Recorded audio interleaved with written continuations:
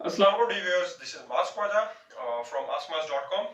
Viewers, आज हमारी video का टॉपिक है business management system in the light of ISO 9001 quality management system, 14001 EMS and 45001 OHSMS यानी occupation health and safety management system. तो ये business management system क्या है, आज हम इसको थोड़ा सा देखेंगे प्रेजेंटेशन फॉर्म में। तो लेट्स मूव ऑन। तो सबसे पहले बिजनेस मैनेजमेंट सिस्टम क्या है, हम बात करते हैं टेबल ऑफ कंटेंट्स। हमारा जो आज हमारी प्रेजेंटेशन उसके के टेबल ऑफ कंटेंट्स में सबसे पहले BMS, then principles of BMS, और फिर हम देखेंगे कॉमन एलिमेंट्स ऑफ BMS यानी जो डिफरेंट क्वालिटी हमने स्टैंडर्ड्स का नाम लिया 9000, 14 एंड 45000 उसके कॉमन एलिमेंट्स। फिर QMS quality management system itself क्या है, एनवायरमेंटल मैनेजमेंट सिस्टम इटसेल्फ क्या है, OHSMS यानी ऑक्यूपेशन हेल्थ एंड सेफ्टी ये इटसेल्फ क्या है, यानी ये तीनों मैनेजमेंट सिस्टम जो है किस चीज में डील करते हैं। और देन हम what is the bigger picture, how it is done, एक छोटा सा ओवरव्यू फ्रेमवर्क देखेंगे एंड देन फाइनली इसके कुछ बेनिफिट्स हैं और हम अपनी प्रेजेंटेशन को क्लोज आउट कर देंगे। तो सबसे पहले हमने कहा कि बिजनेस मैनेजमेंट सिस्टम, तो BMS क्या है, business management system. Basically business management system जो है this is widely known as IMS, integrated management system. अच्छा, इंटीग्रेटेड की जब हम बात करते हैं तो बेसिकली इंटीग्रेटेड का मतलब है कि एक से ज्यादा स्टैंडर्ड्स ISO के जब वो मर्ज होके एक मैनेजमेंट सिस्टम में कन्वर्ट हो जाती है तो उसको फिर IMS इंटीग्रेटेड मैनेजमेंट सिस्टम कह देते हैं। Business management system integrates all the components of more than one management system into one complete framework, enabling an organization to work on single system to achieve its purpose and mission. Usually Pakistan के अंदर जिन तीन standards को मर्ज किया जाता है वो है ISO 9000, 14 and 45000 यानी QMS, OMS, OHSMS and EMS। Quality management system जो है सबसे ज्यादा मर्ज किया जाता है और ये इसको मदर ऑफ ऑल स्टैंडर्ड्स भी कहा जाता है, जैसे कि आप देख सकते हैं कि क्योंकि इसमें सबसे ज्यादा हैवी हेक्टिक डॉक्यूमेंटेशन भी होती है और सबसे ज्यादा ना इसका ये कह लें कि आप बैकग्राउंड या सॉरी जो आपने बैकबोन बन जाती है आपके पूरे ओवरऑल सिस्टम की या जो आपने बनाना चाह रहे हैं सिस्टम। तो ये आपकी पिक्चर, यानी इन तीन स्टैंडर्ड्स को मर्ज करेंगे तो पाकिस्तान में यूजुअली एक IMS सिस्टम बन जाता है। जरूरी नहीं कि ये तीन सिस्टम्स ही हो, आप ISO 9000 को 50000 जो एनर्जी मैनेजमेंट का है उसके साथ मर्ज करें तो वो भी आपका IMS ही कहलाएगा। Number then how these standards work, basically ये स्टैंडर्ड्स कैसे काम करते हैं। They control deviations and identify gaps and ensure that you drive within the lines, line से मुराद गाइडलाइंस एंड टाइमलाइंस, दोनों को मीट करना है। अब कैसे, बेसिकली ये आप देख रहे हैं, आपको गाड़ी नजर आ रही है, दोनों लाइनों के दरमियान चल रही है। जैसे ही जब तक गाड़ी अपनी जो एडवाइज्ड स्पीड लिमिट है उसके अंदर रहेगी और उन लाइंस के अंदर उसको ओबे करेगी, रूल्स को ओबे करेगी तो वो अपनी मंजिल पे सही सलामत पहुंच जाएगी। जैसे ही वो डिविएट करेगी तो उसके डिफरेंट इम्पैक्ट आ जाएंगे। तो बेसिकली ये स्टैंडर्ड्स जो है डिविएशन को रोकते हैं। डेविएशन अगर होगी तो किस किस्म की हो सकती है, आप स्किड हो सकते हैं, you may skid out of the system, यानी सिस्टम आपका जो है कहीं से एकदम से पीक आ जाएगी, क्या लेके आपके रिजल्ट्स जो है आउट हो जाएंगे और पॉसिबिलिटी है कि आप ओवरऑल ट्रैक से हट जाएं। आपने जाना जनूब में था और निकल जो किसी और तरफ जाए, यानी जाना नॉर्थ में और आप निकल वेस्ट में गए हैं तो इतना ज़्यादा डायरेक्शन हो जाए। If you are driving on the cliff you may fall from the cliff. और या फिर ऐसा भी मुमकिन हो सकता है कि बाज़ देखने में आता है कि एक डिपार्टमेंट जो है बड़ा स्मूथ काम कर रहा है लेकिन बाकी कुछ डिपार्टमेंट से टकराव हो रहा है। तो इन तमाम चीज़ों के टकराव को ख़त्म करने के लिए इनके दरमियान जो है एक म्यूचुअल बेनिफिशियल रिलेशनशिप कायम करने के लिए दी स्टैंडर्ड्स की रिक्वायरमेंट होती है और ये इसी पे काम करते हैं। देख रहे हैं आप ये कि गाड़ी कितनी स्मूथली जा रही है, यानी एक डिपार्टमेंट अपना काम स्मूथ से करता जा रहा है और लेकिन बाकी डिपार्टमेंट जो आपस में लड़ रहे हैं, ट्रक इधर उधर हो रहे हैं। तो बेसिकली इन स्टैंडर्ड्स का काम जो है डेविएशंस को रोकना, उसको कंट्रोल करना है। अच्छा, प्रिंसिपल्स ऑफ BMS, इसके क्या प्रिंसिपल्स हैं। पहला प्रिंसिपल जो है ये प्रोसेस अप्रोच होती है। प्रोसेस मींस कि आप डिफरेंट प्रोसेसेस डेवलप करती हैं और फिर उसको आपस में इंटीग्रेट करके एक सिस्टम डेवलप करते हैं। प्रोक्योरमेंट का एक प्रोसीजर हो गया, प्रोसेस हो गया, डिजाइनिंग का प्रोसेस हो गया, प्रोडक्शन का प्रोसेस हो गया, ये एक इंडिविजुअल प्रोसेस बनते हैं फिर लेकिन इनको आपस में इंटीग्रेट करके मर्ज किया जाता है। और वो कैसे होता है मैं आपको दिखाता हूँ, यानी प्रोसेस प्रोसेस सिस्टम अप्रोच में कन्वर्ट हो जाती है। ये एक आपने देखा गरारी चल रही है, घूम रही है, ये प्रोसेस अप्रोच है। ठीक है, एक सिस्टम है, सॉरी एक प्रोसेस है जो चलता जा रहा है अपनी एक खास रफ्तार में, खास मिकदार में और खास रोटेशन और खास स्पीड पे चल रहा है और अपने जो रिक्वायर्ड रिजल्ट है वो देता जा रहा है। लेकिन डिफरेंट सेट्स ऑफ प्रोसेसेस आपस में इंटीग्रेट हो जाती हैं तो फिर इस तरह की कुछ गेयर्स बन जाते हैं। यानी एक बड़ा प्रोसेस, मेजर प्रोसेस, उसके गिर 4 छोटे प्रोसेसेस और उनको सबको कंट्रोल किया हुआ एक बाउंड्री है। इनमें से एक भी गियर अगर स्पीड लिमिट को फॉलो नहीं करेगा या फिर काम करना छोड़ देगा तो पूरा का पूरा सिस्टम जैम हो जाएगा। इसको हम यूं कह सकते हैं लीन ऑर्गेनाइजेशन की तरह है। और ये आ जाती है कॉम्प्लेक्स ऑर्गेनाइजेशन।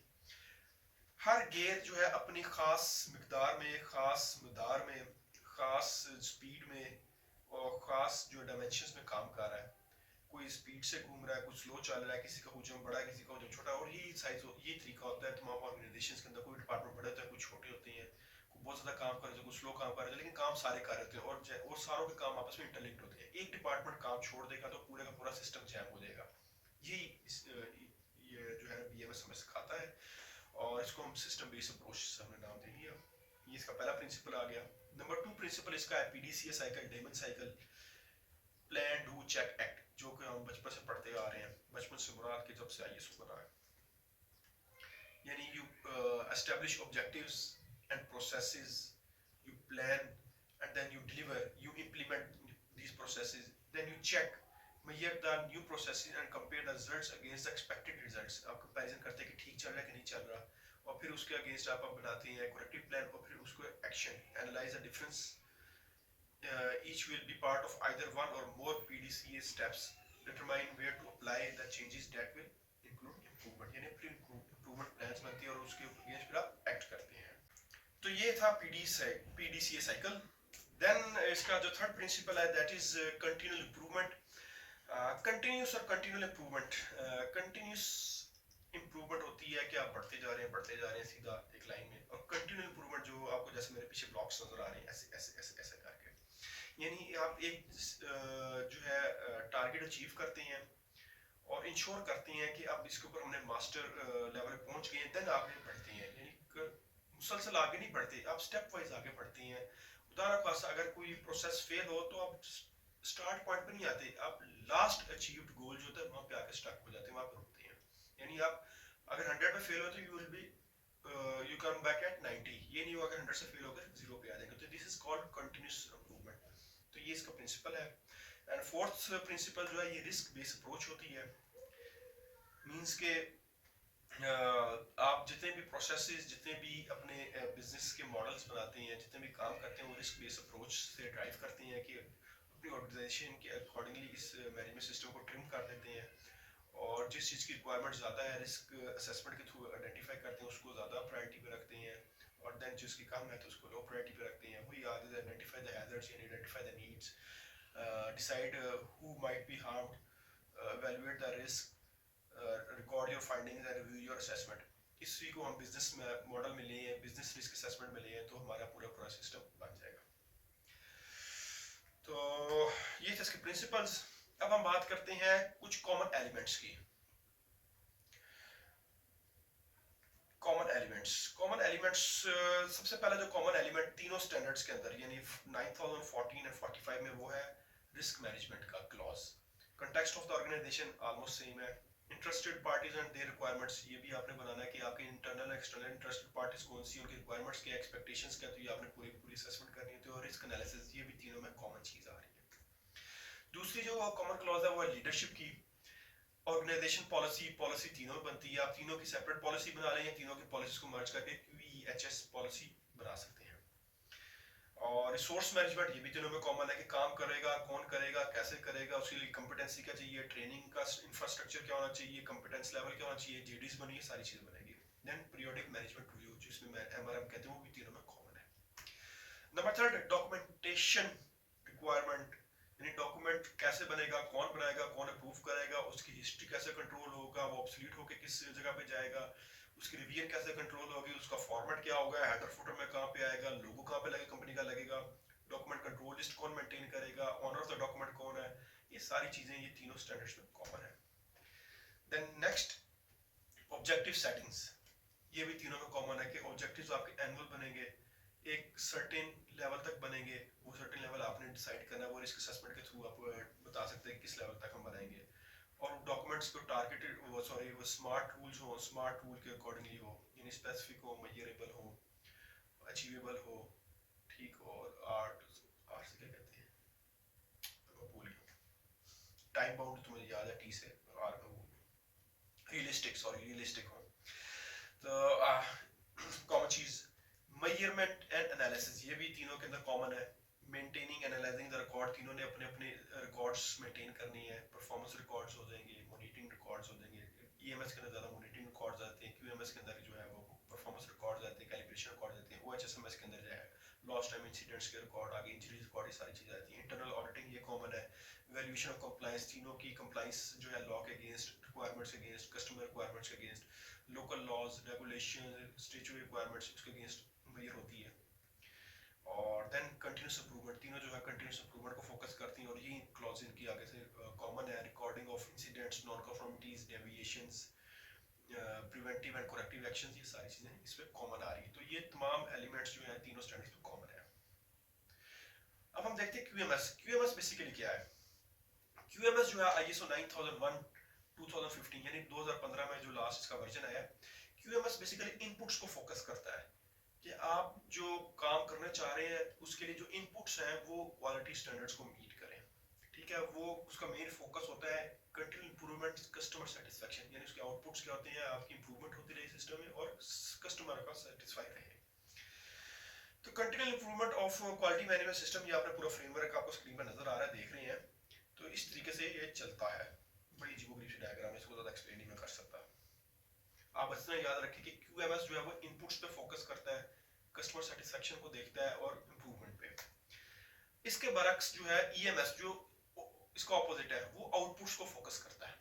यानी आपने जो काम करना था कर लिया, लेकिन जो आपकी बाय प्रोडक्ट निकल रहा है, जो एमिशंस निकल रही हैं, वेस्ट वाटर निकल रहा है, सॉलिड वेस्ट निकल रहा है, वो with in any QS, national environment quality standards या एनवायरनमेंट गाइडलाइंस हो, वो आउटपुट्स को फोकस करेगा ईएमएस।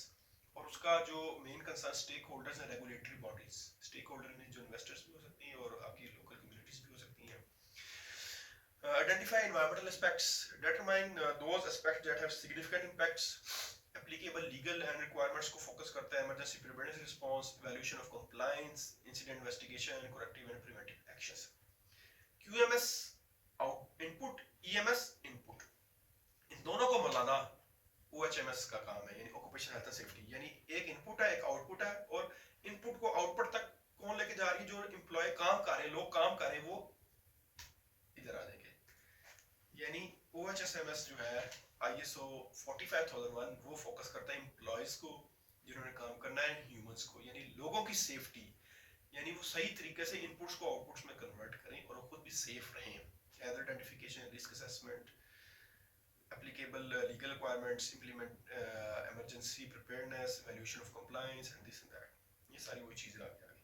तो ये तीन मेजर में डिफरेंस है। रिपीट कर दें, QMS इनपुट्स, EMS आउटपुट्स, और इन दोनों को मिलाने वाले जो है एम्प्लॉइज, वर्कफोर्स, वो ऑक्यूपेशन हेल्थ एंड सेफ्टी, यानी 45,000। How is it done, the big picture हम देखते हैं। बेसिकली होता यह है कि एक है स्टैंडर्ड सेटिंग बॉडी आईएसओ, और उसके पैरेलल काम करती है एक्रीडेशन एसोसिएशंस, आईएएफ हो गई, आईलैक हो गई। IAF means international accreditation forum हो गया, फिर इंटरनेशनल लेबोरेटरी एक्रीडेशन कॉर्पोरेशन, दोनों मिलकर काम करती हैं। और उनके नीचे फिर आती है एक पिनैक, सॉरी एक्रीडेशन बॉडीज आती हैं। जैसे पिनैक होगी पाकिस्तान की है, नेशनल एक्रीडेशन काउंसिल है, यूकास जो है यूके की है एक्रीडेशन।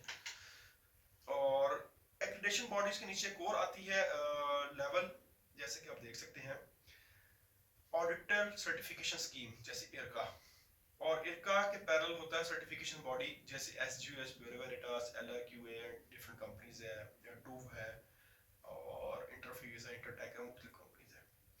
सर्टिफिकेशन बॉडीज का काम होता है सर्टिफिकेशन करना, ऑर्गेनाइजेशन को सर्टिफाई करना। बेसिकली वो इस चीज को इंश्योर करती हैं कि जिस स्टैंडर्ड को वो कंप्लाई कर रही हैं, क्या वो कंप्लायंस लेवल मीट कर रहे हैं कि नहीं कर रहे, कोई मेजर डेविएशन तो नहीं हो। फिर वो आगे रिकमेंडेशन भेजते हैं एक्रीडेशन बॉडी को, फिर वहां से उनके लिए आता है सर्टिफिकेट। और जो ऑडिटर सर्टिफिकेशन स्कीम है जिसके अंडर इरका है, तो उसके नीचे दो बॉडीज होती हैं, एक होता है ऑडिटर सर्टिफिकेशन और एक होता है ऑडिटर ट्रेनिंग। ये ऑडिटर्स की ट्रेनिंग भी करते हैं, लीड ऑडिटर्स जैसे हो रहा है, और ऑडिटर्स की सर्टिफिकेशंस वगैरह उसकी क्वालिटी इंश्योर करती हैं। तो ये कुछ बॉडीज से पैरेलल काम कर रही थी, ये सिर्फ एक आईएसओ अकेला काम नहीं कर रहा, उसके साथ और भी बॉडीज जो है मुंसलिक है।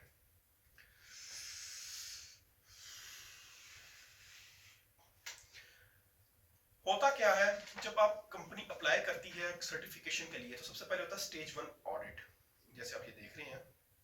अगर स्टेज 1 ऑडिट के अंदर कोई मेजर एनसी आ जाए तो वो स्टेज 1 ऑडिट रिपीट होता है, अगर ना आए तो फिर स्टेज 2 ऑडिट के लिए रिकमेंडेशन हो जाती है। देन स्टेज 2 ऑडिट के अंदर कोई मेजर एनसी यानी नॉन परफॉर्मेंस आ जाए तो वापस चला जाता है स्टेज 2 रिपीट होगा, वरना उधर से चला जाएगा सर्टिफिकेशन, यानी कंपनी जो है रेकमेंड कर देगी जो सीपी है सर्टिफिकेशन बॉडी कि now this company has fully compliant to the standard, अब इसकी सर्टिफिकेशन या इसको सर्टिफिकेट इशू किया जाए। सर्टिफिकेट होगा 3 साल के लिए, यानी पहला साल में स्टेज 1 स्टेज 2 ऑडिट हो गए, बाकी 2 सालों में होंगे सर्विलेंस ऑडिट्स, और फिर उसके बाद सर्विलेंस ऑडिट्स होते हैं। अगर सर्विलेंस ऑडिट से ये मेजर एनसी आ जाए तो सर्टिफिकेट होल्ड हो जाता है, अब वापस ले जाएंगे, और अगर नहीं आता तो फिर आगे मूव हो जाएंगे, और ये पूरा साइकिल 3 साल के लिए चलता जाएगा। यानी पहले साल में स्टेज 1 स्टेज 2 ऑडिट, फिर दूसरे साल में first surveillance audit, third year में सेकंड सर्विलेंस ऑडिट, फिर रिपीट, यानी एक पूरा साइकिल चलता रहेगा। अब बात करते हैं इसके कुछ बेनिफिट्स की। इसके कुछ बेनिफिट्स, नंबर 1 बेनिफिट क्या है, कस्टमर सेटिस्फेक्शन से बढ़ जाती है। कस्टमर को एक श्योरिटी होती है कि यार इन्होंने क्वालिटी स्टैंडर्ड्स लिए हैं, मैं मीट कर रहा हूं, तो इसका मतलब कुछ ना कुछ उनका सिस्टम बेहतर होगा। कॉस्ट सेविंग है, बहुत सारी जगह पे कॉस्ट सेविंग टूल के तौर पे यूज होता है और हमें अनवांटेड नॉइजेज या कॉस्ट से बचाता है। जैसे इंसिडेंट्स से बचाएगा, तो इंसिडेंट जो इंडायरेक्ट कॉस्ट है, accidents. Provide senior management with efficient management processes, sets out responsibility across organisation, ये एक बंदे का काम नहीं, पूरी ऑर्गेनाइजेशन के तमाम लोगों का मिलकर काम होता है, तो सारे के ऊपर कोई ना कोई रिस्पांसिबिलिटी चली जाती है। अकाउंटेबिलिटी बेचारे हम जैसे सेफ्टी वालों के ऊपर आ जाती है, बट ओवरऑल रिस्पांसिबिलिटी सबकी है। Then provides continuous assessment and improvement, access to new markets approach करने का आपको मौका मिलता है। जैसे आजकल तो आरएफक्यूज जिस तरह आते हैं बड़ी कंपनीज के, तो सबसे पहले ये पूछते हैं कि आपने कौन कौन सी सर्टिफिकेशंस ली हुई है। Then mandatory for trending for some public sector, कुछ पब्लिक सेक्टर जो है वो भी इसकी डिमांड कर रहे हैं। और develop organisations image credibility reputation बनता है ना, जैसे एक कस्टमर को हौसला हो जाता है, कॉन्फिडेंस हो जाता है कि इस कंपनी के पास सर्टिफिकेशन है तो इसका मतलब इनका सिस्टम बेहतर होगा।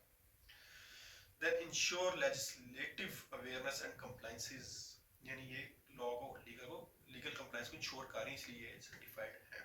इसके कुछ बेनिफिट्स हैं। Last, external bodies have more confidence in organisation. Now moving towards our last slide है हायरार्की ऑफ डॉक्यूमेंटेशन, जो आमतौर पे इसमें बनते हैं। सबसे नीचे आते हैं डॉक्यूमेंटेशन जो कि बहुत ज्यादा होते हैं, training records, log sheet, test reports, purchase order, invoices वगैरह, ये क्वालिटी रिकॉर्ड्स में आ जाते हैं। देन उससे ऊपर आ जाते हैं ओई manuals, permits, licence, code of conduct, standards जो आपने इंटरनल बनाए हैं। देन उससे ऊपर आ जाते हैं procedures, work procedures, HSC procedure, ISPs बन गए। फिर देन जो सेकंड लास्ट लेवल है business procedure, integrated system procedure जिसको कहते हैं, और कुछ बिजनेस पॉलिसीज आ जाती हैं। And then top of the जो ट्रायंगल है वहां पे आती है आपकी ईएचएस पॉलिसी, जहां से सारा कुछ ड्राइव हो रहा है। तो ये था ओवरव्यू बिजनेस मैनेजमेंट सिस्टम का कि what is BMS. BMS is basically IMS when more than one और टू स्टैंडर्ड्स कंबाइन इंटीग्रेट होते हैं, मर्ज होते हैं, तो फिर आईएमएस की शक्ल अख्तियार करता है, इंटीग्रेटेड मैनेजमेंट सिस्टम। तो उम्मीद है आपको ये ब्रीफ इंट्रोडक्शन पसंद आया होगा। इंशाल्लाह नेक्स्ट वीडियो के साथ दोबारा हाजिर होंगे, तब तक के लिए अल्लाह हाफिज़, बाय बाय, टेक केयर।